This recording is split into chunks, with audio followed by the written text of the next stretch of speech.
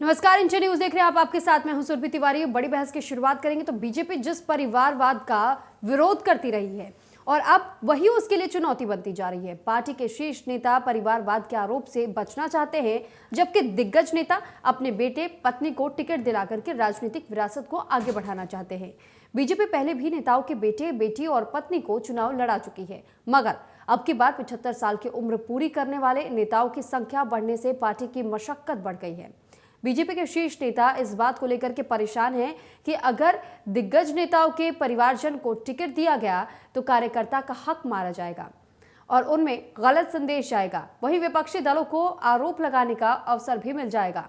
Ticket बंटवारे पर अभी मंथन जारी है। बीजेपी के लिए ये बड़ी चुनौती हो सकती है, क्योंकि लिहाजा सभी नेताओं और कार्यकर्ताओं को ध्यान में रख करके आलाकमान विचार विमर्श कर रहा है। अब ऐसे में कई दिग्गज हैं जो अपनों के लिए परेशान हैं, जो बीजेपी के लिए भी बड़ी परेशानी अब बढ़ा रहे हैं। तो देखिए, जिस तरीके से ये कहा जा रहा है कि परिवारवाद की राजनीति तो हर पार्टियां करती हैं, अब ऐसे में राजनीतिक विरासत को आगे बढ़ाने के लिए कौन सी पार्टी परिवारवाद का दामन थामेगी? क्योंकि ऐसे में सवाल यही उठता है कि चाहे परिवारवाद की पहल पर जिस तर्ज पर लोगों को आगे बढ़ाया जा रहा है या फिर टिकट दिया जाता है, तो यहां अगर बात की जाए रक्षा मंत्री की भी, तो रक्षा मंत्री राजनाथ सिंह के पुत्र पंकज सिंह गौतम बुद्ध नगर से विधायक है। वो इसी सीट से दावेदारी जाते रहे हैं, और जबकि राजनाथ के छोटे बेटे नीरज सिंह लखनऊ कैंट या लखनऊ उत्तरी से दावेदार जताते रहे हैं। विधानसभा अध्यक्ष हृदय नारायण दीक्षित अपने बेटे दिलीप दीक्षित के लिए उन्नाव की पूर्वा सीट से टिकट की मांग कर रहे हैं। तो वहीं केंद्रीय राज्य मंत्री कौशल किशोर की पत्नी जयदेवी मलिहाबाद से विधायक है, और इस बार कौशल किशोर अपने बेटे विकास किशोर को मलिहाबाद और दूसरे बेटे प्रभात किशोर को सीतापुर की सिधौली सीट से चुनाव लड़ाना चाहते हैं। केंद्रीय राज्य मंत्री एसपी सिंह बघेल पत्नी के लिए टुंडला से टिकट मांग रहे हैं, तो बघेल खुद टुंडला से विधायक रहे हैं। सूर्य प्रताप शाही अपने ब्लॉक प्रमुख बेटे सुब्रत शाही के लिए खुद की सीट पर कहीं ना कहीं दाव छोड़ने को तैयार होते हुए भी नजर आ रहे हैं। लेकिन शाही का प्रयास ये है कि बेटे को पथरदेवा से टिकट मिल जाए और पार्टी उन्हें देवरिया सदर से चुनाव लड़ा दे। कानपुर नगर के सांसद सत्यमेव पचौरी अपने बेटे अनूप पचौरी के लिए कानपुर नगर के गोविंदा नगर सीट से टिकट की मांग कर रहे हैं। तो वहीं योगी सरकार में वित्त मंत्री रहे राजेश अग्रवाल बरेली कैंट से अपने बेटे आशीष अग्रवाल के लिए टिकट मांग रहे हैं। प्रयागराज की सांसद रीता बहुगुणा जोशी के बेटे मयंक जोशी भी लखनऊ कैंट से टिकट मांग रहे हैं। अब ऐसे में सवाल यही उठता है कि आखिर परिवारवाद की राजनीति को कब तक बढ़ावा दिया जाए, क्योंकि एक और तो तमाम पार्टियां ये कहती हैं कि सिर्फ कांग्रेस एकमात्र ऐसी पार्टी है जो कि परिवारवाद के नाम पर राजनीति करती है। लेकिन यहाँ पर अब अगर बीजेपी में भी आप गौर करेंगे तो बीजेपी में भी इसी तरीके की पहल देखने को मिल रही है, क्योंकि तमाम जो विधायक और नेता हैं लगातार बीजेपी से टिकट की मांग कर रहे हैं अपने परिवार वालों के लिए। अब ऐसे में समाजवादी पार्टी में भी ठीक इसी तरीके का सिलसिला बना हुआ है। अब देखना यह होगा कि आखिर बीजेपी या समाजवादी पार्टी क्या परिवारवाद को बढ़ावा देते हैं या नहीं, क्योंकि ऐसे में सबसे ज्यादा जो अहम सवाल बनता है वो ये है कि अब जो पार्टी में विधायक और नेता शामिल है, इन सब की उम्र बढ़ रही है, और ऐसे में कहीं ना कहीं बीजेपी के लिए चिंता का सबब भी ये बनता जा रहा है, जिसके वजह से तमाम बाकी के नेता अपने या तो बेटे, बेटी या फिर पत्नी के लिए टिकट की मांग कर रहे हैं। तो यूपी में किस तरीके से चुनाव को लेकर के अब परिवारवाद की राजनीति की जंग छेड़ी जा रही है, ये भी गौर करने वाली बात है।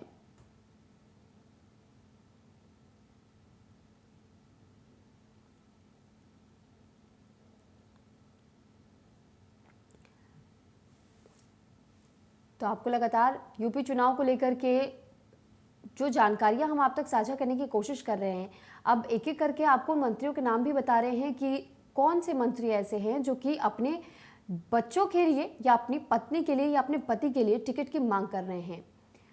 और ऐसे में जिस तरीके से अभी तक जो पुत्र मोह सामने आ रहा है, खासतौर पर सत्यदेव पचौरी अपने बेटे अनूप पचौरी के लिए टिकट मांग रहे हैं, तो दूसरी ओर राजेश अग्रवाल बरेली कैंट से बेटे आशीष अग्रवाल के लिए टिकट की मांग कर रहे हैं। और यही वो वजह मानी जा रही है कि आखिर ये वंशवाद या परिवारवाद की राजनीति कब थमेगी, और या फिर इसी तरीके से ये सिलसिला जारी रहेगा। हालांकि जिस तरीके से ये माना जा रहा था कि अभी तक जो परिवारवाद के मोह को भंग करने की कोशिश की जा रही थी। लेकिन एक बार फिर से 2022 विधानसभा का चुनाव का बिगुल बजते ही एक बार फिर से कहीं ना कहीं वही मंजर सामने आ रहा है। और पहले से आरोप लगते रहे हैं कि समाजवादी पार्टी हो, कांग्रेस हो, इन्होंने तो परिवारवाद की राजनीति की ही, लेकिन बीजेपी हालांकि इससे करती हुई नजर आ रही है। लेकिन फिर भी अभी तक जो मंत्री बताए जा रहे हैं बीजेपी में भी, अब बीजेपी समर्थक और बीजेपी कार्यकर्ता या मंत्रियों की भी बात करें तो वो भी इसी तरीके से परिवारवाद की राजनीति को आगे बढ़ाना चाह रहे हैं। हालांकि अभी तक बीजेपी की तरफ से इस तरीके का कोई रुख स्पष्ट नहीं किया गया है कि क्या वो किसी परिवारवाद की राजनीति को बढ़ावा देगी, महत्व देगी या नहीं, क्योंकि कई ऐसे मंत्री हैं जो कि लगातार ये मांग रख रहे हैं कि उनके बच्चों को टिकट दिया जाना चाहिए। जैसे एक करके हम आपको नाम भी बता रहे हैं कि कौन कौन से ऐसे मंत्री हैं जिन्होंने ये मांग की है।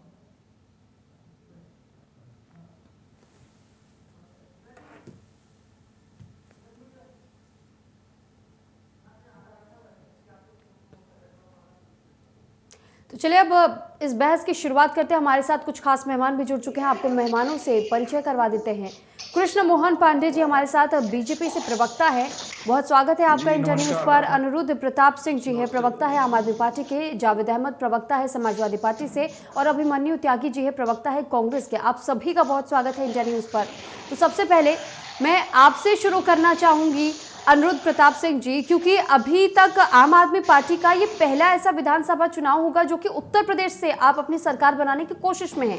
लेकिन देखिए, जिस तरीके से परिवारवाद की राजनीति को हमेशा से ये कहा जाता रहा है कि सबसे पहले कांग्रेस ने इसकी शुरुआत की, फिर समाजवादी पार्टी में भी वो देखा गया, अब तो बीजेपी में भी लोग परिवारवाद की राजनीति को बढ़ावा देने का डिमांड रख रहे हैं। ऐसे में आम आदमी पार्टी पे क्या परिवारवाद, वंशवाद की राजनीति ही आगे चल करके करने वाली है या अपने दम पर और नए नए चेहरों को मौका देगी? देखिए, सबसे पहले तो इंडिया न्यूज के दर्शकों को, आपको मेरा जय हिंद, जय बुंदेलखंड।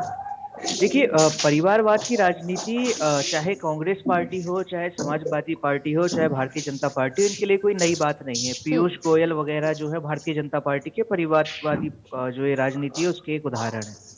पर देखिए, आज जब आम आदमी पार्टी ने उत्तर प्रदेश की जनता के लिए इस व्यवस्था परिवर्तन की लड़ाई के लिए उत्तर प्रदेश में चुनाव लड़ने का मन बनाया है, तो देखिए आज हम चुनाव में किसी भी रिजल्ट को लेके आए, हमारा कोई भी रिजल्ट आए, पर उत्तर प्रदेश की जनता को अब बिजली जो है एक मुद्दा बन चुका है और उसको बिजली का लाभ जरूर मिलेगा। ये आम आदमी पार्टी की एक, आप कह सकते हो, राजनीति की झलक है जो हमने उत्तर प्रदेश की राजनीति में बदलाव लाया।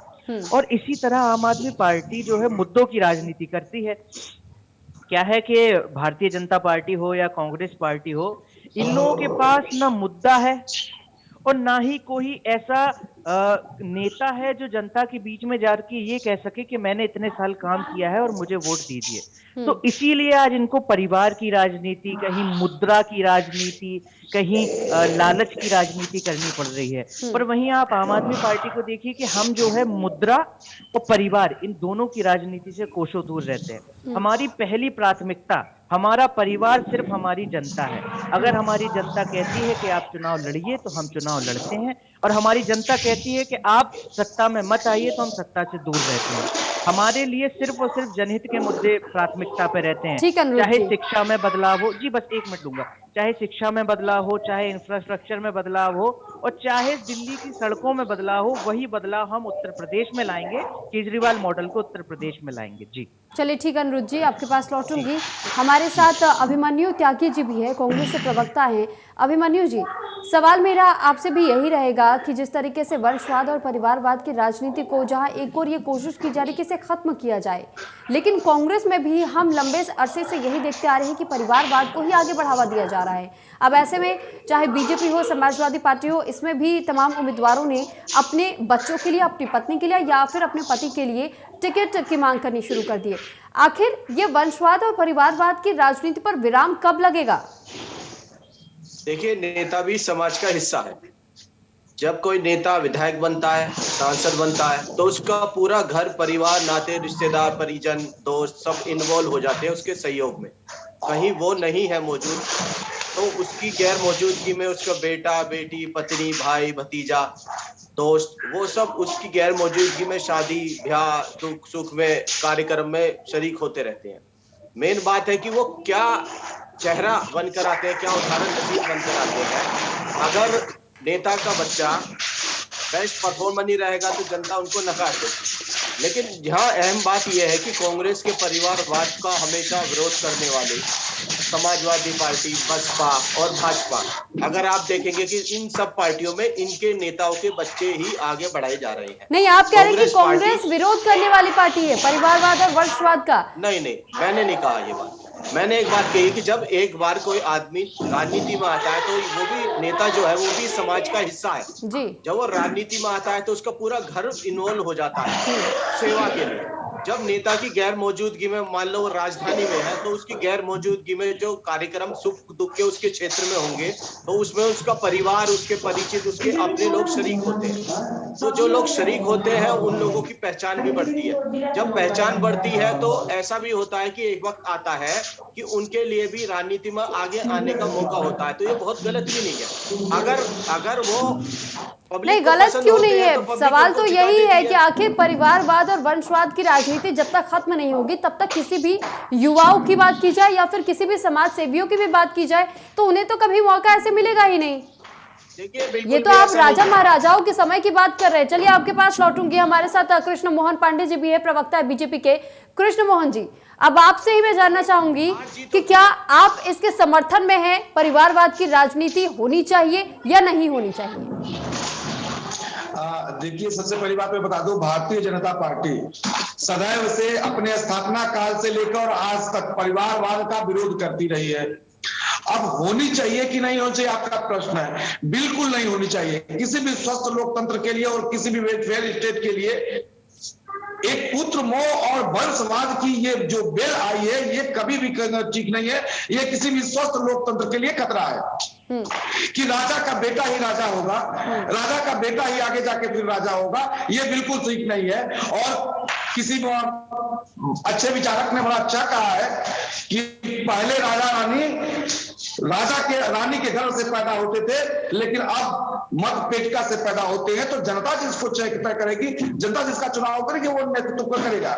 परंतु अधिकतर नेता जो वर्तमान परिदृश्य में देखने को मिल रहे हैं, जिनका पुत्र मोह इतना हो गया है कि वो एक पार्टी छोड़ के दूसरे पार्टी, तीसरे, उसके पीछे बस पुत्र का मोह है कि हमारे पुत्र को टिकट मिल गया तो हम रहेंगे, इस पार्टी में नहीं मिला तो नहीं रहेंगे। हमारा पुत्र भले ही नकारा हो, हमारा पुत्र भले ही समाज में कोई उसका व्यक्तिगत क्रियाकलाप ना हो, सामाजिक सरोकार से उसका कोई लेना देना ना हो, फिर भी वो राजनीति में आने को, अपने पुत्र को लाने को आतुर है। उसके पीछे एक कारण है, एक उद्देश्य है उनका कि उन लोगों ने चलिए, मैं आपकी बात को समझ रही हूँ, लेकिन जिस तरीके से बीजेपी में भी अब ये मांग उठ रही है, कई ऐसे नेता, कई ऐसे विधायक हैं जो कि ये मांग कर रहे हैं कि उनके बच्चों को, उनकी पत्नी को या फिर उनके पति को टिकट दिया जाना चाहिए। क्या बीजेपी वाकई उनके बच्चों को या उनके किसी भी परिवार के सदस्य को टिकट देगी? आप देखिए, ये आपका प्रश्न बहुत वाजिब है। मैं आपको भारतीय जनता पार्टी के स्थापना काल से और उनके स्थापना किए हुए लोग और आज की भारतीय जनता पार्टी लगभग 40 वर्षों का एक लंबा इतिहास है। इन 40 वर्षों में आप के देखेंगे तो जितने लोग, मुरली मनोहर जोशी हुए, हमारे आडवाणी जी हुए, हमारे राजनाथ सिंह जी हुए, हमारे जितने भी बड़े नेता हैं, उन सबको उठा के देख लिया जाए तो आडवाणी जी की पुत्री राजनीति में आना चाहती, उन्होंने नकार दिया कि जिसका मैं जीवन भर जिस वंशवाद का विरोध करता, मेरी पुत्री राजनीति में नहीं आ सकती है। आप कह रहे हैं परिवारवाद को आप बढ़ावा देने में विश्वास नहीं रखते हैं, टिकट नहीं दिया जाएगा। यहाँ तो रक्षा मंत्री राजनाथ सिंह अपने दोनों बेटों के लिए वो भी तो पुत्र मोह जता रहे हैं, वो भी तो टिकट मांग रहे हैं अलग अलग जगहों से। आपकी बात पे कल्याण सिंह के बेटे भी राजनीति में है, तो उनके पुत्र, आप देखेंगे कि भारतीय जनता पार्टी में बहुत लंबे दिनों तक अन्य दायित्वों पर कार्य करते रहे और जब कार्य करने के बाद से लगभग 15 वर्षों के बाद भारतीय जनता पार्टी ने उनको टिकट दिया। दिया ना, तो अभी आप इस बात के लिए क्यों कह रहे थे कि हम तो बिल्कुल इसके खिलाफ है? चलिए ठीक, समाजवादी पार्टी से जावेद अहमद जी भी हमारे साथ बने हुए हैं, वो भी कुछ कहना चाह रहे हैं। सब आपसे मैं सवाल करूंगी जावेद जी, ठीक है? कृष्ण मोहन जी, मैं आपके पास लौटूंगी। जावेद जी, सवाल आपसे मेरा भी यही है कि देखिए, समाजवादी पार्टी को भी हमने देखा कि जिस दौरान समाजवादी पार्टी भी सरकार में आई थी, तब भी चाचा भतीजा, मामा भांजे और बाप बेटे की ही राजनीति चली। परिवारवाद, वंशवाद को कब तक इस तरीके से आगे बढ़ाया जाएगा? जावेद जी, मेरा सवाल आपसे है। हाँ बताएं। चलिए फिर से एक बार सवाल दोहरा देती हूँ। परिवारवाद की जो राजनीति हो रही है, ये बहुत बड़ी चुनौती है, क्योंकि ऐसे में तो किसी और को मौका कभी मिलेगा ही नहीं। और जिस तरीके से हमने समाजवादी पार्टी में भी देखा है कि किस तरीके से बाप बेटे की राजनीति हो, चाचा भतीजे की राजनीति हो, तो ये परिवारवाद का माहौल आखिर कब खत्म होगा? देखिए, एक चीज तो आप ये समझ लीजिए कि जो लोग परिवारवाद पर आरोप लगाते हैं, पहले वो अपना परिवार देखें। स्वर्गीय प्रधानमंत्री पंडित अटल बिहारी वाजपेयी, भांजे कितने लोग, सिंधिया परिवार देख लीजिए। कौन लोग हैं कि जो परिवार से नहीं चाहते कि हमारी विरासत आगे बढ़े। लेकिन सबसे बड़ी चीज होती है ये लोकतांत्रिक प्रक्रिया का देश है। यहाँ पर कोई अपने बेटे को, अपने भाई को जबरन तो स्थापित नहीं कर देगा। एक बार आप स्थापित कर देंगे उसको चुनाव लड़ाकर, लेकिन उसके बाद उसको जनता के बीच में अपना आधार तो बनाना ही होगा ना। और जो लोग आधार नहीं बना पाए वह परिवार के ये तो जनता और उसके बीच की एक आधार रेखा है कि हमने आपको बनाया, आपने उसके बाद पब्लिक को क्या डिलीवर किया। और जब पब्लिक के साथ उसके संवाद होते हैं और वो सीधे जनता के लिए काम करता है, अपने दायित्वों का निर्वहन करता है, तो जनता उस पर भरोसा बनाए रखती है। वह लोग किस बुनियाद पर यह बात कर रहे हैं? आज चर्चा किस बात पर है? जब चुनाव का समय है तो परिवारवाद आ गया। परिवारवाद की वह लोग जो लोग विरोध करते रहे अपनी स्थापना काल से आज तक, के परिवारों की स्थितियां देख लीजिए। 60-60 साल, 70-70 साल हो गए और उनका परिवार राजनीति में है, लेकिन दूसरे पे उंगली उठाएंगे। पीयूष गोयल हो, धर्मेंद्र प्रधान हो, नरोत्तम मिश्रा हो मध्य प्रदेश में। अच्छा, आप सिर्फ इतना बताइए, आप इसके पक्ष में है या नहीं? नहीं, देखिए, पक्ष या विपक्ष की बात नहीं है। जनता जिसको निर्वाचित करेगी, जनता जिसको, पर जनता में से तो आप लोग किसी को मौका ही नहीं देते हैं। नहीं, जनता में से तो आप किसी को मौका तो दीजिए, किसी आम लोगों में से भी किसी को चुनावी मैदान में उतारिए। अगर आप टिकट अपने परिवार वालों के लिए मांगते रह जाएंगे तो ऐसे में किसी और को तो मौका ही नहीं मिलेगा। नहीं तो कितने परिवार को, क्या 400 सीटों पर सपा जो है अपने परिवार को उतारे दे रही, राष्ट्रीय अध्यक्ष जी उतारे दे रहे। ये जो सवाल प्रायोजित सवाल होते हैं, राजनाथ सिंह का परिवार राजनीति में रहे, स्वर्गीय कल्याण सिंह जी का परिवार राजनीति में रहे, लालजी टंडन जी का परिवार राजनीति में रहे, रमापति त्रिपाठी का बेटा सांसद होकर चिंता उठाए वो राजनीति, सूर्य प्रताप शाही का परिवार राजनीति में रहे। आप जावेद जी पॉइंट पे आइए, जावेद जी पॉइंट पे आइए। मैं आपसे सवाल कर रही हूँ कि क्या आप इसके समर्थन में है या नहीं है? समर्थन और विरोध का सवाल, आप बीजेपी पर सवाल उठा रहे हैं, आप कांग्रेस पर सवाल उठा रहे हैं, आप तो बात ऐसे कर रहे हैं जैसे कि समाजवादी पार्टी ने कभी परिवारवाद को बढ़ावा दिया ही नहीं है। जिस तरीके से आपने सवाल पूछा, ये सवाल भी तो भाजपा प्रायोजित है जो आप पूछ रही है। आप परिवारवाद पर उंगली उठाती है, परिवारवाद पर प्रहार करेंगी, लेकिन अपने परिवारवाद को छुपाने का प्रयास करेंगी। सवाल का जवाब भी इसी तरीके से। क्या जो परिवारवाद से राजनीति में आए हैं उन्होंने देश के लिए, समाज के लिए और जनता के बीच में काम नहीं किया है क्या? नहीं, तो आप ये कहना चाहते हैं कि सिर्फ अगर परिवारवाद और वंशवाद को आगे बढ़ावा दिया जाए तो ही काम हो सकता है, किसी और को मौका नहीं मिलना चाहिए? अच्छा, तो आप सवाल का जवाब सुन लीजिए। जो अपना घर छोड़कर भाग गए, जिनको परिवार का दर्द नहीं है, देश को उनके हवाले कर दिया जाए। जिन्होंने परिवार को नहीं बसाया, देश को उनके हवाले कर दिया जाए। अरे चाणक्य ने भी कहा है कि जिसका परिवार ना हो उसको कभी सत्ता नहीं सौंपनी चाहिए। ये आप बताइए कि भारतीय परंपरा में, भारत की सांस्कृतिक परंपरा में आप चाणक्य को आज ठुकरा देना चाहती हैं। निर्वंशियों को सत्ता सौंप कर आप जो है समाज को आप निर्वंशी किसे कह रहे हैं? नहीं, मैं आपका निशाना नहीं, जो आप निशाना साधने की कोशिश कर रहे हैं, आप निशाना साधने की कोशिश कर रहे हैं, जरा खोल करके बात कीजिए। कृष्ण मोहन जी, ये इशारा कहीं ना कहीं सीधे बीजेपी पर है। योगी आदित्यनाथ का नाम वो नहीं ले रहे हैं, लेकिन कहीं ना कहीं निशाना उन्हीं पर है। समाज को किस दिशा में ले गया जो निर्वंशी? कृष्ण मोहन जी, खराब लग गया, कैसे लगता है कि इनको शांत कराए, तुम अपनी बातें करो। चलिए ठीक, जावेद जी आप ठीक है, आपने अपनी बात रखी, अब कृष्ण मोहन जी की भी बात सुन लेते हैं। बात रखिए अब कृष्ण मोहन जी। जावेद जी कह रहे थे कि एक पीढ़ी से दूसरी पीढ़ी जो भाजपा ट्रांसफर करती है। अब मैं मानता हूं इनकी बात पर। ये बताइए कि भारतीय समाजवादी पार्टी का संस्थापक राष्ट्रीय अध्यक्ष कौन? मुलायम सिंह जी। उनका अगला राष्ट्रीय अध्यक्ष कौन? अखिलेश जी। उनका राष्ट्रीय अध्यक्ष कौन होगा? अर्जुन यादव। शिवपाल जी का अगला बेटा आदित्य यादव।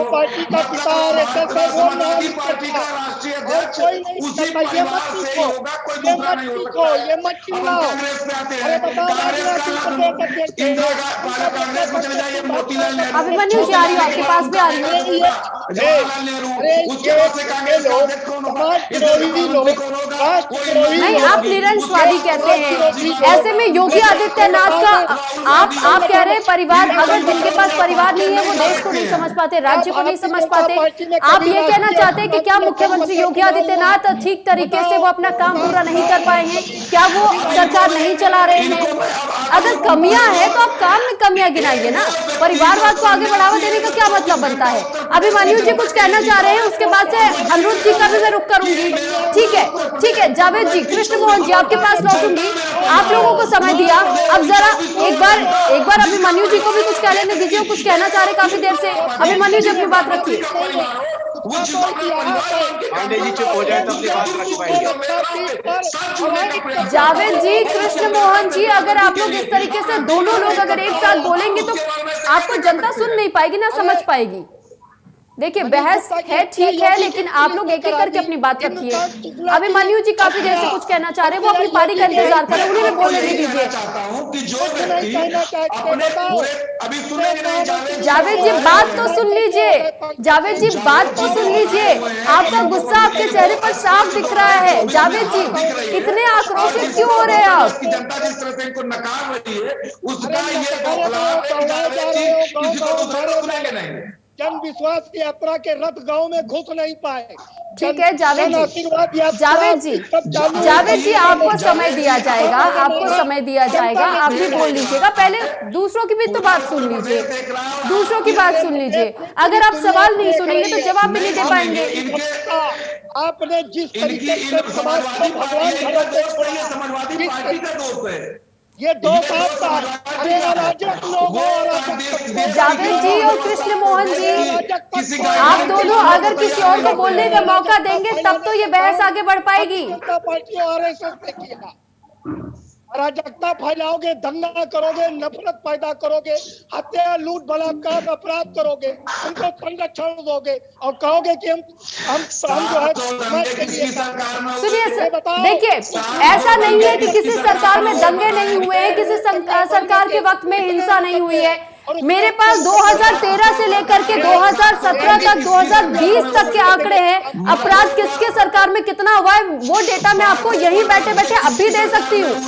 आप जावेद जी बेफिजूल के आरोप किसी पर मत लगाइए। सबके सरकार में दंगे हुए, सबने देखा है माहौल, लेकिन दंगों का जिक्र नहीं हो रहा है यहाँ पे बात परिवारवाद की हो रही है।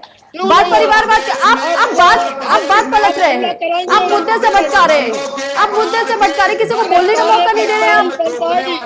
जावेद जी आप बहुत बोल चुके, आपके पास लौटूंगी। आप कुछ समय दूसरों को भी बोलने का दे दीजिए। अभिमन्यु जी काफी देर से कुछ कहना चाह रहे हैं, आप उन्हें बोलने का मौका ही नहीं दे रहे। अभिमन्यु जी कहिए, अपनी बात रखिए। देखिए सबसे पहले हम सबको ये याद रखना चाहिए कि अभी कुछ दिन पहले आदरणीय सुप्रीम कोर्ट ने, माननीय सुप्रीम कोर्ट ने कि इस तरीके की न्यूज डिबेट पे टिप्पणी की थी कि पोल्यूशन को लेकर कि ये भैंस पोल्यूशन के तौर पर संदेश देती है, हमें इससे बचना चाहिए। अब हम बात करते हैं जो भाजपा का जो मातृ संगठन है आरएसएस के बारे में। देखिए कि वो उसमें क्या है कि चितपावन ब्राह्मण जो है सिर्फ वो ही उसका संचालक बनेगा, जो उसका बॉस है। बाकी जो उत्तर भारत का ब्राह्मण है, चाहे उसमें पांडे है, त्यागी है, मिश्रा है, चौबे है, त्रिपाठी है, दीक्षित है, राय है, कोई भी त्रिपाठी है, त्रिवेदी है, कोई उसमें राष्ट्रीय अध्यक्ष जो उनका सर संचालक आज तक क्यों नहीं बन पाया। और आप तो परिवारवाद की बात कर रहे हैं कि परिवारवाद एक नस्ल, रज्जू भैया एक ठाकुर को छोड़ के, सिर्फ एक ठाकुर को छोड़ के कोई नजीर नहीं है इनके पास, सिर्फ एक को छोड़कर। इसके अलावा आरएसएस के उसमें बराबर में महिलाओं को बैठने का अधिकार नहीं है। पांडे नहीं, लेकिन अभिमन्यु जी आरएसएस की तो बात ही नहीं हो रही ना। आरएसएस चुनावी मैदान में नहीं उतर रही, आरएसएस चुनाव नहीं लड़ रही है। जो पार्टियां चुनाव लड़ी, आप पार्टियों की बात कीजिए। आरएसएस ही तो सरकार को चला रही है। आप अयोध्या में जब राम मंदिर की निर्माण की बात थी, वहां संचालक किस हैसियत से पहुंचे थे? चलिए ठीक है, हमने छोटे दलों की बात की, छोटे दलों की भी बात की। केशव प्रसाद मौर्य को भी तो जगह दी गई, केशव प्रसाद मौर्य को भी जगह दी गई, उन्हें डिप्टी सीएम बनाया गया। ये तो वही बात हो गई कि आप अपनी गलतियां मानेंगे नहीं, दूसरों पे अपनी गलतियां मत जरूर देंगे। ठीक, काफी देर से आम आदमी पार्टी के प्रवक्ता अनिरुद्ध जी भी कुछ कहना चाह रहे हैं, अनिरुद्ध जी को भी बोलने दीजिए। जो आज चुनाव का समय है, आज चुनाव जो लड़ा जा रहा है वो जातिवाद के विरोध में लड़ा जा रहा है, आज चुनाव जो लड़ा जा रहा है वो धर्मवाद के विरोध में लड़ा जा रहा है, आज दंगाई मानसिकता के विरोध में चुनाव लड़ा जा रहा है। आज जो किसानों को जो मानसिकता पाकिस्तानी खालिस्तानी कह रही थी, उस मानसिकता के विरोध में चुनाव लड़ा जा रहा है, भूखमरी के विरोध में चुनाव लड़ा जा रहा है। ये वो मानसिकता है जो किसानों पर संहार किया है, उनके ऊपर गाड़ियां चढ़ाई है। इनका मंत्री टैनी आज भी खुलेआम घूम रहा है, उसको मालाएं पहनाई जाती है, जिसका नेता किसानों को नरसंहार करता है, उसको मोदी जी मंत्रिमंडल से बर्खास्त भी करते हैं। अरे ये है परिवारवाद। अनिरुद्ध जी, अनिरुद्ध जी, आप अपनी बात रखिए, आप अपनी बात रखिए। अभिमन्यु जी, कृष्णा जी, मुझे भी मौका दीजिए। अभिमन्यु जी, मुझे भी मौका दीजिए। अभिमन्यु जी, अभिमन्यु जी मौका दीजिए। अभिमन्यु जी, मुझे भी मौका दीजिए। अरे कृष्णा भाई, अभिमन्यु जी, कृष्ण मोहन जी, जावेद जी, आप तीनों से दरख्वास्त है कि आप लोगों को मौका मिला, काफी देर से आप लोगों ने अपनी अपनी बातों को रखा। अनिरुद्ध जी को भी कुछ बोलने दीजिए, वो भी कुछ कहना चाह रहे हैं। अरे अभिमन्यु भाई, आरोपों का खेल खेलते रहेंगे, हर चीज का जिम्मेदार कैसे आप नेहरू को कहते रहेंगे। अरे अभिमन्यु भाई मौका दीजिए। कांग्रेस पार्टी ने, इन देशवासियों ने, आपने सारे सरकारी संस्थानें बेच डाली। अभिमन्यु जी, अभिमन्यु भाई मौका दीजिए। ठीक है, अब अनिरुद्ध जी को भी बोलने दीजिए। आप पांडे जी से ले लीजिए मौका। जी जी, बिल्कुल बिल्कुल। पांडे जी तो मौका लेने नहीं देंगे, जी जी, लेना पड़ेगा, छीनना नहीं, पड़ेगा। पांडे जी भी मौका देंगे। जी देखिए, सबसे पहले तो इंडिया न्यूज को बहुत बहुत बधाई कि आज उसने एक ऐसे मुद्दे पर एक वाद विवाद का ये कार्यक्रम रखा, क्योंकि ये बहुत जरूरी है कि किस तरह के मुद्दे राजनीतिक पार्टियां चुनती है, साथ ही साथ किस तरीके के वो नेता आपके लिए लाती हैं, किस तरीके के प्रत्याशी आपके बीच में लाती है, बहुत बहुत जरूरी मुद्दा रहा है। देखिए, विगत इतने वर्षों से जो परिवारवाद की राजनीति चली आ रही है, उससे कहीं ना कहीं नुकसान सिर्फ और सिर्फ भारत और भारत की जो ये जनता है उसका ही हुआ है। जहां मुद्दे इंपॉर्टेंट होते हैं, वहीं ऐसे नेता भी इंपॉर्टेंट होते हैं जो आपके बीच में पार्टियों के नाम पर वोट मांगने के लिए जाते हैं। और कहीं ना कहीं विगत इतने सालों में हमेशा उस वर्ग का, उस युवा वर्ग का या उस ऐसे नेताओं का नुकसान हुआ है जिन्होंने सच में देश बदलने की भावनाओं से पार्टियों में कार्य किया और अंत में जाके परिवारवाद ने उनकी जो प्रतिभा है उसको खा गई। पर आज मैं गर्व के साथ कहना चाहूंगा कि भारत की राजनीति में एक ऐसी पार्टी भी है जिसके लिए ना परिवारवाद, ना ही मुद्रा, ना ही लालच, ये तीनों चीजें नहीं है, सिर्फ और सिर्फ जनता का मुद्दा ही मुद्दा है। देखिए, आज यहाँ पे कोई किसी पर भी कीचड़ उछाल सकता है, पर सच्चाई सभी को पता है कि विगत इतने वर्षों से परिवारवाद को विभिन्न राजनीतिक पार्टियों द्वारा बढ़ावा मिला है। पर आज इस राजनीतिक पार्टियों के बीच में एक ऐसी पार्टी भी मौजूद हुई है जो आपके बीच में कह रही है कि जनता अपना मुद्दा खुद चुने, जनता अपना नेता खुद चुने। हमने पंजाब में बोला कि जनता चाहती है अपना सीएम खुद चुने, तो नंबर घोषित कर दिया आप अपना सीएम खुद चुनिए। बाकी पार्टियां क्यों नहीं करती हैं? बाकी पार्टियां भी खुद बोले कि जनता अपने क्षेत्र का एमएलए खुद चुने, हम ये नंबर जारी करते हैं, आप बताइए हमें किसको प्रत्याशी बनाना है। पर ये नहीं करेंगे, पर ये कभी नहीं पूछेंगे कि जनता आप हमें बताइए आपके बीच का ज्वलंत मुद्दा क्या है। क्योंकि जो लोग राम को नहीं छोड़ते, जो लोग राम के नाम पर राजनीति कर सकते हैं, वो किसी भी चीज पर राजनीति कर सकते हैं। आज उत्तर प्रदेश की जनता ने पूरी रूप से मन बना लिया है कि बिजली उसकी प्राथमिकता में। जी कृष्णा जी, आपको भी मौका मिलेगा, मैं आपके बीच में नहीं बोला, आप भी एक बार रुक जाइए। आज जनता ने मुद्दा बना लिया है कि उसको बिजली चाहिए, तो आज सारी पार्टियां बिजली के लिए लग गई। और ये आम आदमी पार्टी की पहली जीत है, हमारी पहली जीत है कि हमने घोषणा करी उत्तर प्रदेश में कि हम चुनाव लड़ेंगे, और बाकी पार्टियों को भी। भारतीय जनता पार्टी जो अपने मुद्दों से नहीं हटती है, आज उसको भी बिजली के ऊपर आना पड़ा। आज इनको राम के चरणों को छोड़कर आज इनको भी बिजली की बात करना पड़ी। ये आम आदमी पार्टी की जीत है। क्या कहेंगे कृष्ण मोहन जी? जी, सीधा आरोप है आप पर कि कहीं ना कहीं जब एक वक्त ऐसा था कि बीजेपी ये कहती थी कि दिल्ली में फ्री सेवा देकर के लोगों को लालच दिया जा रहा है, वोट बैंक को अपनी तरफ खींचा जा रहा है, लेकिन अब आखिर कहीं उसी कड़ी को तो आप भी आजमाते हुए नजर आ रहे हैं। अब चाहे बीजेपी कहीं पे भी चुनावी मैदान में उतरे तो मैनिफेस्टो में वो भी फ्री की घोषणा कर रही है। मैं अभी आपको एक एक इनकी बातों का मैं जवाब देना चाहूंगा। भाई, हमारे भाई अनुज सिंह ने कहा कि राम को छोड़कर इन लोगों राम को नहीं छोड़ा। हम राम को नहीं छोड़ेंगे। राम हमारे आदर्श है, राम हमारी परंपरा है, राम हमारी अस्मिता है, राम को नहीं छोड़ सकते हैं। राम हमारे राम के नाम पर आपने जो जमीन का घोटाला किया वो भी दुनिया के सामने। राजनीति इसको लेकर के हुई थी, भगवान श्री राम के नाम का लेकर भी जाति तय किया गया था, भगवान हनुमान की भी जाति तय की गई थी, इस पर भी विवाद हुआ था। देखिए, मुद्दा ये नहीं है, मुद्दा परिवारवाद की राजनीति को लेकर के हो रहा है।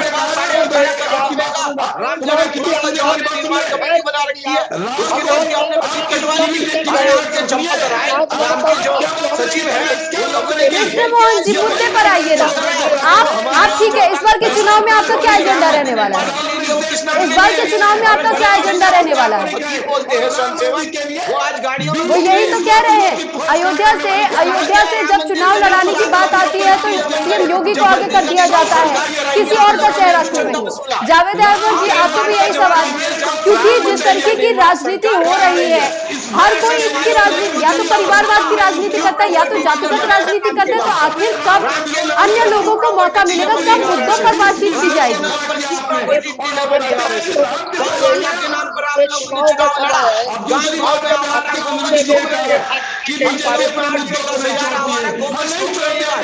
किसके राज में जो राम मंदिर की बात करते हैं, राम माता की बात करके चुनाव लड़ते हैं, क्या हाल हुआ है गोवंशों का इस सरकार में? कृष्ण मोहन जी, सवाल समझने की कोशिश कीजिए, सवाल समझने की कोशिश कीजिए। आप बाकी सबको भी मुद्दे से भटका रहे हैं। आप सवाल समझने की उन्होंने ये नहीं कहा कि आप भगवान श्री राम को छोड़ दीजिए। भगवान श्री राम पर किसी की मुहर नहीं लगी है कि वो इसी पार्टी के है या वो इसी पार्टी के है, या फिर सिर्फ यही एक खेमा है जो कि भगवान श्री राम की पूजा कर सकते हैं। सिर्फ ये कहा जा रहा है कि भगवान राम को लेकर भी राजनीति हुई थी, उनकी भी जाति तय की गई थी, भगवान हनुमान की भी जाति तय की गई थी, उसको लेकर के राजनीति हुई थी। मान लीजिए इस बात को। सवाल ये है, परिवारवाद की राजनीति क्या आगे बढ़ावा मिलना चाहिए या नहीं मिलना चाहिए? मुद्दों की बात होनी चाहिए या नहीं? किसी और को मौका मिलना चाहिए या नहीं? पूरे दुनिया भर को कि रामचंद्र कौन है? अरे राम के नाम पर आप लोग बन गए हो। सुप्रीम कोर्ट ने आदेश दिया कि राम मंदिर का निर्माण सरकार कराएगी, आप लोगों ने चंदा वसूली की है। अरे चंदा खा लिया राम के नाम पर, 18.5 करोड़ रुपए की जमीन खरीदी आप लोगों ने, 2 करोड़ रुपए की जमीन थी। लेकिन शोर मचाने से कुछ नहीं होगा। जनता जानती है, चौराहे पर, पानी की दुकान पे सब चर्चा है। आज चाय की दुकान पे चर्चा है। आप एक्सपोज हो चुके हो। हर राम के नाम पर आप लोगों ने चंदा वसूली की है, राम के नाम पर धोखा दिया है, राम के नाम पर आप लोगों ने छला है, राम के नाम पर आप लोगों ने बांटा है देश को, राम का नाम आप लोगों ने छोटा करने का काम किया है। और देश का ताना बाना हो कि जहां मुसलमान भी गांव में राम के अभिवादन करता हो, आपने इस देश के भाईचारा को कुठारघात किया है। शर्म आनी चाहिए आप लोगों को, इस नीच मानसिकता को शर्म आनी चाहिए। आपने देश को बांटने का काम किया है। देश को बांटने का काम किया है आप लोग। आपको सनातन धर्म को आपने छोटा करने का काम किया है, सनातन धर्म पे कुठारघात किया है आप लोगों ने। आप राम मंदिर के नाम पर हमसे चंदा वसूलते हैं। अरे वो चंदा वसूल कर आप बड़ी बड़ी गाड़ी थ्री स्टार आप लोगों ने अपने कार्यालय बना लिए हैं। शाखा देख लीजिए आज किस स्तर पर लग रही है। हर जगह कोरोना लॉकडाउन में पहनावे बने हैं। भाजपा का कार्यालय 3 स्टार 5 स्टार का बना दिया आप लोगों ने। आरएसएस की कार्यालय आपने 3 स्टार 5 स्टार बना लिया। चलिए ठीक है अभिमन्यु जी, आप जो कह रहे हैं कि उन्होंने देश को बांटने का काम किया, उन्होंने भगवान को बांटने का काम किया, क्या कांग्रेस पार्टी अब ये नहीं मान रही है कि भगवान राम का आधार लेकर के कांग्रेस पार्टी भी अपनी गति को आगे बढ़ा रही है चुनावी मैदान में? ये तो सभी पार्टियां कर रही हैं, एक पार्टी ने अगर किसी नई चीज की घोषणा की, लोगों को वो पसंद आ गई, तो फिर तमाम पार्टियां उसी के पीछे लग जाती है। लेकिन आप लोग पहनावे कर रहे हो, 3 स्टार अपने ऑफिस बना रहे हो। वो ऑफिस के पैसे कहां से आए आप लोगों के पास? आपके पास कहां से पैसा आया? राम के नाम पर जो चंदा वसूला है वो पैसा आप लोगों ने इस्तेमाल किया गलत तरह से। राम के मंदिर पे किसने सुप्रीम कोर्ट ने कहा है राम मंदिर का निर्माण सरकार कराएगी। आप लोगों ने चंदा किस लिए वसूला? हमने चंदा बताइए किसने चंदा वसूला? अभिमन्यु जी कृष्ण जी, अयोध्या में या फिर राम मंदिर को लेकर के कोई बहस नहीं हो रही है। सुनिए, मंदिर को लेकर के, भगवान को लेकर के बहस नहीं हो रही है, परिवारवाद की राजनीति को लेकर के बहस है। मुद्दे से मत भटकिए, आप दोनों से बार बार आग्रह कर रही हूँ, मुद्दे से मत भटकिए। आप आम जनता को भी बेवकूफ बनाने का काम कर रहे हैं यहाँ बैठे बैठे। गौवंश परेशान आपके सरकार में, चाहे गौ माता के नाम पर चुनाव लड़ते हो, गौवंशों का कृष्ण मोहन जी, अभिमन्यु जी, आप दोनों से बार बार रिक्वेस्ट कर रही हूँ कि ये बहस किसी मंदिर को लेकर के नहीं है। ये बहस आज की राजनीति में जो परिवारवाद और वंशवाद को बार बार आगे बढ़ाया जा रहा है, इस मुद्दे को लेकर के है। तो आप इसी मुद्दे पर बात कीजिए ना। बात को जगह पर आने तो देंगे, चिल्लाना शुरू करते हैं, बातों को मुद्दों को भड़का रहा है, तो आज निश्चित तौर पर बात वहां जाएगी। झूठ बोलेंगे, झूठ बर्दाश्त नहीं होगा। आप आज के मुद्दों पर बात कीजिए, आप सभी की बातों को सुना जाएगा। कृष्णा मोहन भाई, आज कह दीजिए सबके सामने कि राजनाथ सिंह के बेटे को टिकट नहीं मिलेगा। बोल दीजिए सबके सामने, भाजपा राजनीति कह दीजिए। क्या सवाल कर रहे हैं आप? भारतीय जनता पार्टी का टिकट सोनिया गांधी और पांडे जी बोलिए। अरे पांडे जी को पांडे जी बोलिए, करता है। आप उठाकर देख ले, बताइए पांडे जी, का राष्ट्रीय अध्यक्ष आप परिवारवाद के सपोर्ट में पीयूष गोयल जी को नहीं, आप परिवारवाद के समर्थक नहीं है, मंत्री बना जाता है। हमारे यहाँ अरे कृष्ण मोहन जी, कैसी बात कर रहे हैं? फागू चौहान बेटे रामविलास चौहान के लिए टिकट मांग रहे हैं, यहाँ राजनाथ सिंह पंकज सिंह के लिए टिकट मांग रहे हैं, राजनाथ सिंह अपने दूसरे बेटे के लिए भी टिकट मांग रहे हैं, और आप कह रहे हैं कि परिवारवाद की राजनीति को बढ़ावा नहीं देती है बीजेपी। हद कर रहे हैं आप। बोल दीजिए कृष्णा भाई। नहीं, अगर आप विकास को लेकर के बातचीत करना चाहते, मुद्दों को लेकर के अगर आप चुनावी मैदान में उतरते तो उस पर बात कीजिए ना। ये कोई बात नहीं होती कि राजा महाराजाओं का समय नहीं चल रहा है कि राजा का बेटा ही राजा बनेगा। मैं पुनः इस बात को कह रहा हूं कि राजा का बेटा राजा नहीं बन सकता है, क्योंकि भारतीय जनता पार्टी है। तो अनुरोध जी पूछ तो रहे हैं आपसे, आप नेशनल टेलीविजन पर बैठे हैं, इंडिया न्यूज ने आपको प्लेटफॉर्म दिया है, आप स्पष्ट कर दीजिए, आप साफ कर दीजिए। अनुरोध जी ने आपसे यही पूछा, क्या बीजेपी पार्टी राजनाथ सिंह के बेटे को टिकट देगी या नहीं देगी? ये राजनाथ सिंह और कोई व्यक्ति विशेष तय नहीं करेगा, या भारतीय जनता पार्टी का संगठन तय करेगा किसको टिकट मिलेगा और किसको टिकट नहीं मिलेगा। अरे तो ये भी तो आप परिवारवाद के खिलाफ हैं। अखिलेश जी टिकट नहीं दे सकते भारतीय जनता पार्टी में, अखिलेश समाजवादी पार्टी का तय नहीं होता है कि अखिलेश जी जिसको टिकट देंगे उसको टिकट मिलेगा। कृष्णा जी, मैं आपकी बात से सहमत हूँ। भारतीय जनता पार्टी ठीक, जावेद जी आप भी बोल लीजिए। संगठन है और लोकतांत्रिक प्रक्रिया से चुनाव लड़ेगा। ठीक है, जावेद जी बोलिए।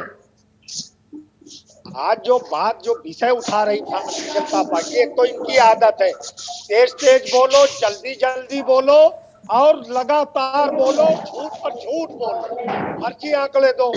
आज पांडे जी ये कह दें ये भाई समान है, व्यक्तिगत रूप से कोई बात नहीं है।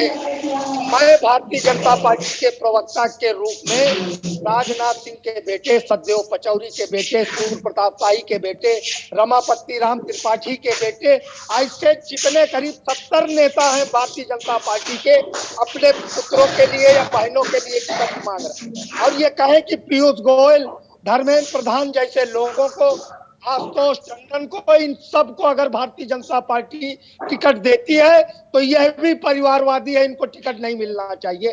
तब ये किसी दूसरे के परिवारवाद पर टीका टिप्पणी करें। और जावेद जी, मैं थोड़ा सा जोड़ना चाहूंगा कि अगर टिकट मिलती है तो मैं इस्तीफा भी दे दूंगा भारतीय जनता पार्टी के परिवारवाद के खिलाफ। अरे जावेद जी सुनिए, जावेद जी, आम आदमी पार्टी तो खुले तौर पर ये कह रही है, आम आदमी पार्टी तो ये खुले तौर पर कह रही है कि उत्तराखंड में भी उन्होंने अजय कोचयाल को टिकट दिया, वो किसी परिवारवाद से संपर्क नहीं रखते, और इसी तरीके से बाकी नेताओं को भी वादे कर रहे हैं। तो आखिर इसी आधार पर कांग्रेस हो, समाजवादी पार्टी हो या फिर बीजेपी हो, आखिर वो इसी तरीके से क्यों नहीं अपनी चुनौतियों को स्वीकार करती है और आगे बढ़ती है? क्यों परिवारवाद को आगे बढ़ाया जा रहा है?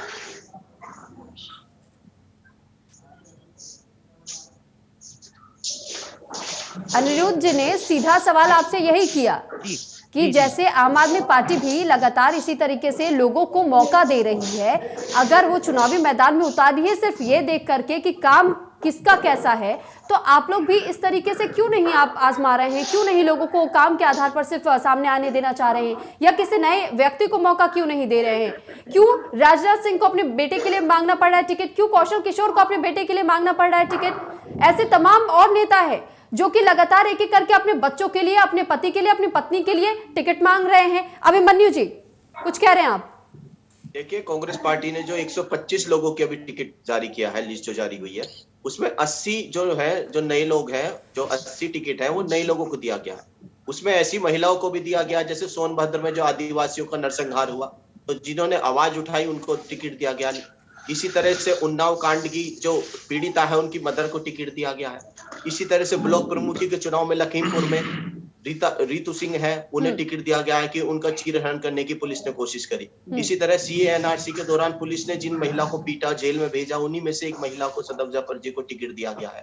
और निषादों की जो नाव जलाई गई बालू के, उस पर मुद्दा उठाने पर पुलिस ने पीटा, जेल भेजा, ऐसी महिलाओं को टिकट दिया गया। इतना निषाद को टिकट दिया गया है। तो कांग्रेस पार्टी ने जो टिकट दिया है वो ऐसी महिलाओं को टिकट दिया है जो आवाज उठा रही है, लड़की हूं, लड़ सकती है, और मुख्य धारा में लाने की कोशिश कर रही है। हम एक बात कहना चाह रहे हैं कि ये अब जनता को तय करना है कि वो किस तरफ खड़ी है। चलिए ठीक, एक लास्ट टेक अब इस पर जावेद जी और कृष्ण मोहन जी आपसे एक लास्ट टेक। या जो षड्यंत्र रचने वाले लोग हैं, जो शोषण करने वाले लोग हैं, या उस तरफ खड़ी हुई है जनता, ये तो अब जनता उत्तर प्रदेश की खुद तय करेगी। जहां तक बात है चलिए, समय का अभाव है, लास्ट रिएक्शन लेना चाहूंगी जावेद जी आपसे, फिर कृष्ण मोहन जी भी बाकी है और अनिरुद्ध जी भी बाकी है। जावेद जी लास्ट रिएक्शन।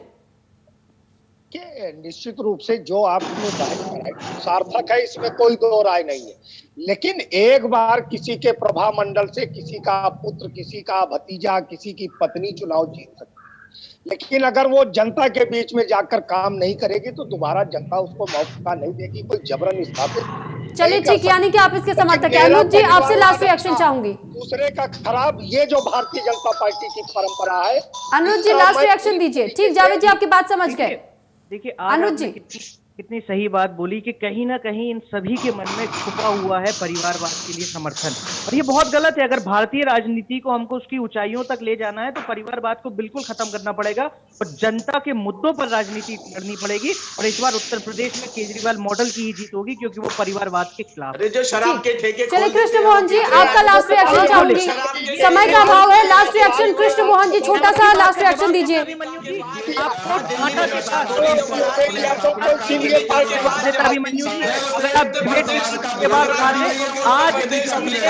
चलिए ठीक, कृष्ण मोहन जी, अनिरुद्ध प्रताप सिंह जी, जावेद अहमद जी, अभिमन्यु त्यागी जी, बहुत धन्यवाद आप लोगों का इंडिया न्यूज पर अपना समय देने के लिए और हमसे इस चर्चा का हिस्सा बनने के लिए और हम तक अपनी बात पहुंचाने के लिए। और इसी के साथ इस बड़ी बहस में आज के लिए इतना ही। आप बने रहिए इंडिया न्यूज के साथ। नमस्कार।